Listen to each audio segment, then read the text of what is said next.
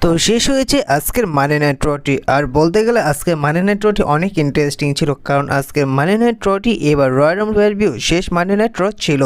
আজকের মানি নাইট ড্রয়ের শুরুতেই আসেন সেথ রোলিন্স। তিনি এসে বলে যে এবার রেসলম্যানিয়ার সময় চলছে, যার কারণে তিনি বর্তমানে খুশি এবং তিনি এবার রয়্যাল রাম্বলেতে অংশগ্রহণ করতে যাচ্ছেন।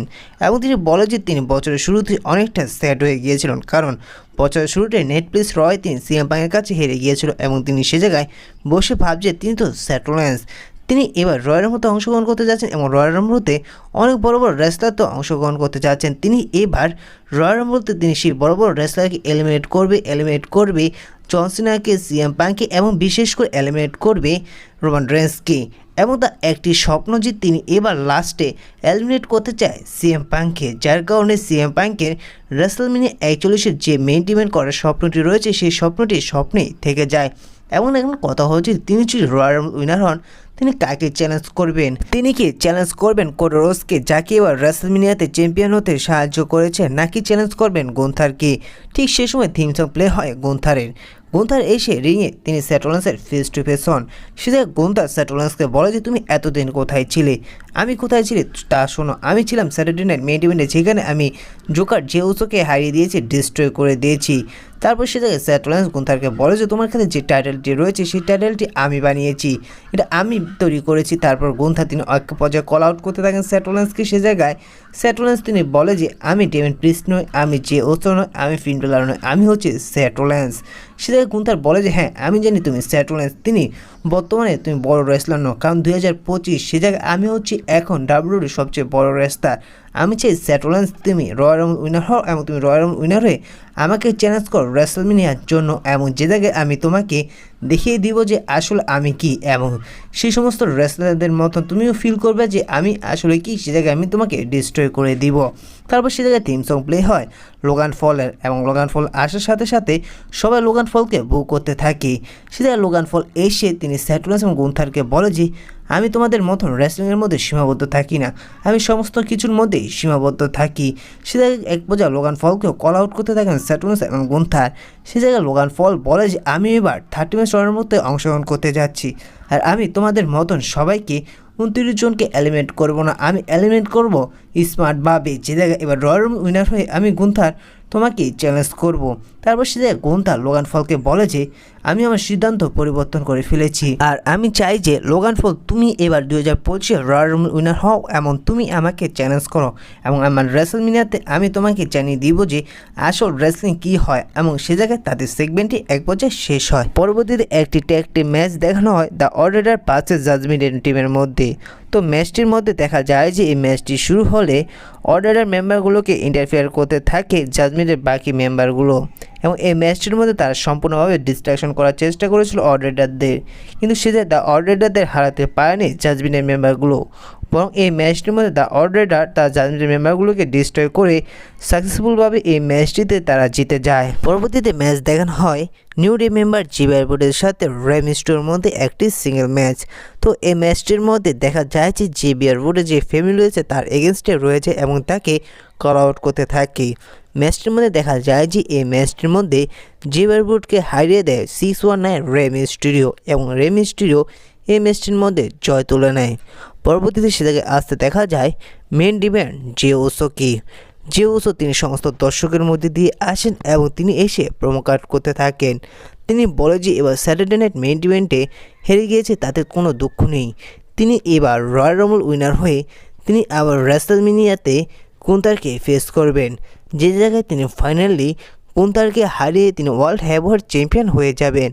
আর এই জায়গায় দেখা যায় জে উসোর প্রোমো কার্ড করতে এবং তার প্রোমো কার্ড ইন্ট হতেই। তো পরবর্তীতে একটি ম্যাচ দেখানো হয়েছে, সেই ম্যাচটি দেখানো হয়েছে প্রিয়াঙ্কা প্লার এবং লিভ মর্গানের মধ্যে। তো এই ম্যাচটির মধ্যে ডমিনিক স্টোরি ইন্টারফিয়ার করেছে, আর এই ম্যাচটি নিয়ে বলার কিছু নেই। তো এই ম্যাচটির পর পরবর্তীতে দেখানো হয়েছে সে জায়গায় এসেছিল একটা সেলিব্রিটি, যা রয়্যাল রাম্বল প্যাভিলিয়নের জন্য কনফার্ম করে দেয় তিনি এসে লাইভ স্ট্রিম করতে পারবে। তারপর সে জায়গায় আসেন রোমান রেন্সের ওয়াইজম্যান ফল এভেন্টকে, কিন্তু ডাব্লিউডব্লিউ এই জায়গায় সমস্ত দর্শকরা সেট করে দিয়েছে, কারণ হচ্ছে যে 6 জানুয়ারি নেটফ্লিক্সে মানি নাইট ওয়ার ব্যাক স্টেজে রোমান রেন্স তিনি 27 জানুয়ারির কথা বলেছিল তিনি মানি নাইট ওয়ার আসতে চলেছেন, যার কারণ আজকে মানি নাইট ওয়ারের জন্য অনেকেই আশা ছিল যে ওটিসি রোমান রেন্সকে দেখা যাবে, কিন্তু রোমান রেন্সকে দেখা যায়নি, দেখা গিয়েছে রোমান রেন্স ওয়াইজম্যান ফল এমেনকে। সে জায়গায় ফল এমেন এসে তিনি রোমান রেন্সকে নিয়ে অনেক বড় বড় কথা বলতে থাকেন যে রোমান রেন্স তিনি হচ্ছে ডাব্লিউডাব্লিউই কিং, তিনি হচ্ছে রেসলিং জগতের রাজা, তিনি হচ্ছে অরিজিনাল ট্রাইবাল চিফ, যার কারণে এবার তিনি 2K25 গেমের পোস্টারে তাকে রাখা হয়েছে। তারপর ঠিক সে সময় দেখা যায় যে উপরে থেকে বাজি ফাটিয়ে 2K25 যে অফিসিয়ালি পোস্টারটি রয়েছে সেই পোস্টারটিতে দেখানো হয় রোমান রেন্সকে এবং কর্নারে দেখা যায় ফল এমেনকে।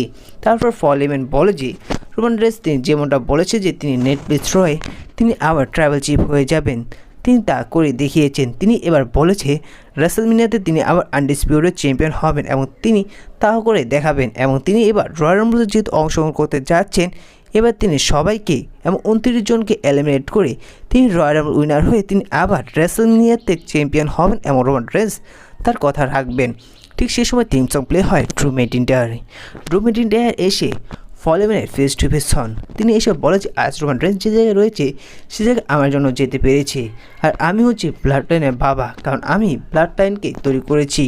তারপর সে জায়গায় ফল এমেনকে ড্রু ম্যাকইন্টায়ার বলে যে 2019-এ আমি রোমান রেন্সকে এলিমিনেট করেছিলাম ব্রক লেসনারকে, আমি চ্যাম্পিয়ন হয়েছিলাম এবং তোমার যে ক্ল্যান রয়েছে ব্রক লেসনার তাকেও আমি রেসলমেনিয়াতে হারিয়ে চ্যাম্পিয়ন হয়েছিলাম, কিন্তু সে সময় রোমান রেন্স ছিল না।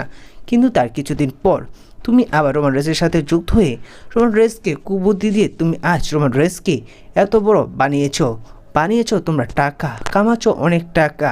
তুমি আমার জন্য একটি কাজ করবে, তুমি যেভাবে একটি ফেভার সিএম পাঙ্ককে দিয়েছিলে ঠিক একই ফেভার তুমি আমাকে দিবে। ফল এমেন তিনি বলে যে হ্যাঁ দিব, তুমি তোমার এবার ছেলেকে গিয়ে বলবে যে আমি এবার রয়্যাল রাম্বল প্যারাভিউতে তাকে আমি এলিমিনেট করব। এটি বলার পর ফল এমেন সেটাকে বলে যে হ্যাঁ আমি ওটিসি রোমান রেন্সকে তা বলে দিব। এই বলে যখন ফল এমেন চলে যাচ্ছিল ঠিক সে সময় ড্রু ম্যাকইন্টায়ার ফল এমেনকে বলে যে আমি রোমান রেন্সের কথা বলিনি, আমি তো তাকে এলিমিনেট করবই, আমি বলছি সিএম পাঙ্কের কথা, তুমি তাকে গিয়ে বলে দিবে আমি তোমাকে এবার এলিমিনেট করতে চলেছি। ফল এমেন হেসে বলে যে হ্যাঁ আমি সিএম পাঙ্ককেও বলে দিব। এই বলে সে জায়গা থেকে ফল এমেন চলে যায়। তারপর সে জায়গায় ম্যাচ দেখানো হয় ড্রু ম্যাকইন্টায়ার এবং স্যামি জায়েনের মধ্যে। তো ম্যাচটি অসাধারণ ছিল। এই ম্যাচটির মধ্যে এক পর্যায়ে দেখা যায় যে রোল আপের মাধ্যমে রিংয়ের সাহায্যে ড্রু ম্যাকইন্টায়ার তিনি স্যামি জায়েনকে হারিয়ে দেয়। পরবর্তীতে সে জায়গায় স্যামি জায়েনকে হারিয়ে দেওয়ার পর ড্রু ম্যাকইন্টায়ার তিনি আক্রমণ করতে থাকেন স্যামি জায়েনকে।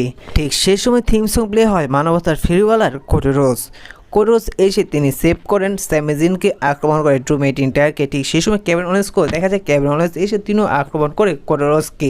ঠিক সেই সময় এমন একটি সিচুয়েশন সৃষ্টি হয় যখন স্যামি জায়েন তিনি ড্রু ম্যাকইন্টায়ারকে হালুয়া কিক দিতে যাবে, ঠিক সে জায়গা থেকে ড্রু ম্যাকইন্টায়ার সরে যায় এবং সেই হালুয়া কিকটি লেগে যায় কোডি রোডসে। যেমনটা দেখা গিয়েছিল গত সপ্তাহে সেথ রোলিন্সকে হালুয়া কিক দিয়ে দিয়েছিল স্যামি জায়েন, ঠিক এমনটাই দেখা যায় আজকের মানি নাইট রে।